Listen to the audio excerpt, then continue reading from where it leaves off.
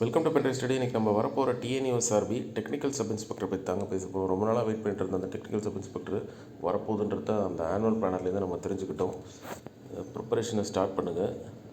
But unfortunately TNUSRB technical sub இன்ஸ்பெக்டரோட சிலபஸையும் eligibility க்ரைட்டீரியாவையும் இன்னும் அவங்க டிஃபைன் பண்ணலை. சரிங்களாங்க? ஓகே, இனிமேல் நம்ம ப்ரீவியஸ் இயர் கொஸ்டினை சால்வ் பண்ணி வச்சுருக்கோம். அது கொஞ்சம் கொஸ்டின் ஆன்சர் இல்லாமல் இன் டெப்த்தாக நம்ம அனாலிசிஸ் பண்ணியிருக்கோம். இதுதான் முன்னாடி இருந்த சிலபஸ்.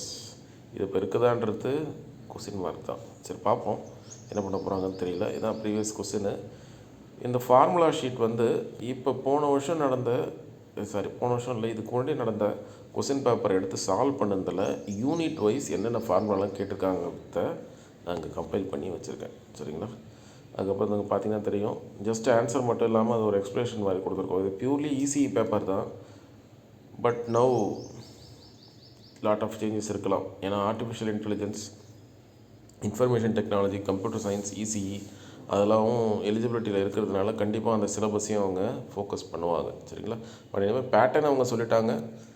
ரெகுலர் பேட்டர்ன் தான். 50 மார்க்ஸ் 100 கொஸ்டின் டெக்னிக்கல் பேப்பர் உங்களோட சப்ஜெக்ட் சம்மந்தமாக வரும்.